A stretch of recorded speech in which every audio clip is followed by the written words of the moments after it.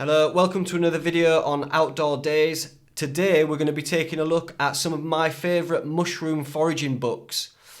I often get asked if I can recommend books to people, so I thought I'd make a little video of my top 3 favourite foraging books for mushrooms.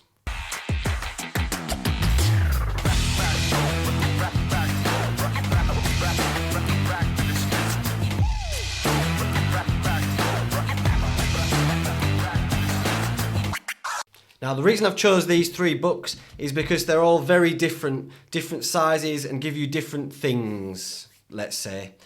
So the first book I'm going with is this. The Collins Nature Guide, Mushrooms and Toadstools of Britain and Europe by Edmund Garnwinder. Don't know how to pronounce that, sorry Edmund. And this is the book that I'll take with me when I'm out and about, just going for strolls or specifically going mushroom hunting. I'll just stick this down the side of my backpack and away I go.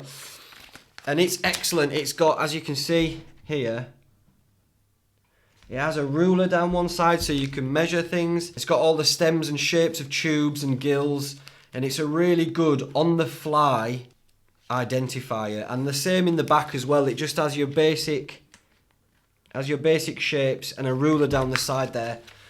Perfect for in the field identification. These markers here, which are all colour coded and all have little pictures on them as well, so you know that, there's the amanitas with the stem and the little skirt on it there. And then you can flick and it'll get to, I'll show you these actually. And it'll get to this one, come on focus, which is a little picture of a bracket. So as you're flicking through, you find the bracket and you can have a look for the bracket you want. So it's really good for on-the-fly mushroom identification, and I've used this for a good number of years now. An excellent book, I fully recommend. The second book that I'll recommend. Now, this isn't particularly one to be taken with you into the field, although it is small enough to do that. The reason I like this book, and it is the River Cottage Handbook by John Wright. Am I right? You're not wrong. Beautiful book. Now, the reason I like this book is that it's beautifully written, and John has such a dry sense of humour and a lovely use of the English language. And unlike my other foraging books, this actually has recipes. There you go. Field mushrooms on toast. Who doesn't want that? So not only can you forage, and it has wonderful photography and then descriptions of the mushrooms, what they can be used for. It also has a little culinary section, so it gives you a good idea of what to do with the things that you find. For example, again, a beautiful example of a cauliflower fungus cheese, which a fungus cheese doesn't sound very appealing, but it is, because I know cauliflower fungus and it's delicious. So to imagine that like a cauliflower cheese, whoo-hoo. Yes, please, John. Yes, please. Yes, cheese, John. Yes, cheese. Easy wild mushroom tarts, pizzas, mushroom risottos, lasagnas, ravioli, soups. There's all sorts in there, and it's beautifully written. Yeah, that's the second book that I'll recommend, is the River Cottage Handbook by John Wright.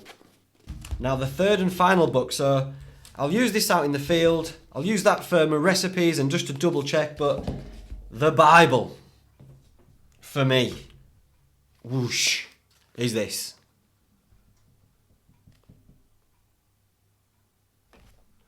Roger Phillips Mushrooms.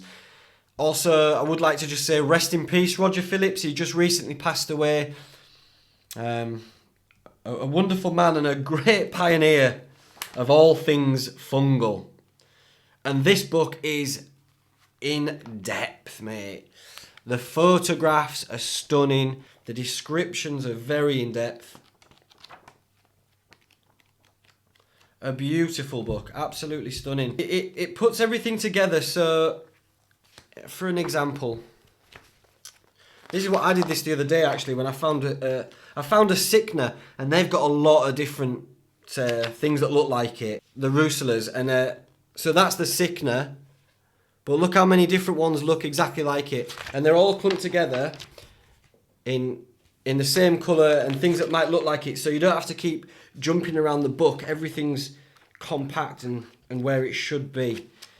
So when I find mushrooms in the field that I don't know or I want to double check, I'll always bring them home and I will cross-reference them with a number of books. I have 3, but, well, I have more than 3 actually, but these are the top 3 that I use most. But this will be the definitive. I'll get it and I'll look it up in here and I'll find out whether it's edible or just find out what it is out of curiosity a lot of the times. Because I'm often just curious to find out what a mushroom is if I don't know it. And with those 3 books of varying sizes, you are covered. You are covered. I would always cross-reference your mushrooms if you don't know what they are. Especially if you're thinking about eating them, I would cross-reference them with at least 2 or 3 different sources, whether that's websites or trusted books like this. Honourable mention actually to Wild Food UK online. They are an excellent source of information for mushrooms and fungus and other wild edibles as well. An honourable mention, which I will show you, is this. The Fungarium. Now, you're not going to be carrying that in your backpack. That's a given. Welcome to the museum, the Fungarium, by Katie Scott and Esther Geyer. And this is artwork, mate. This is just like art, basically. It's educational, but some of the drawings in it are fantastic. Look at that, how stunning is that? And this would be a great one to get your kids, actually, for the oldest kids, if they're getting into it. I could read it to you, but that's another video altogether, innit? Bracket fungus, and then lichens, and it's got all sorts in it. A really wonderful read, and something great just to have around the house for when people come over and they just want to peruse something.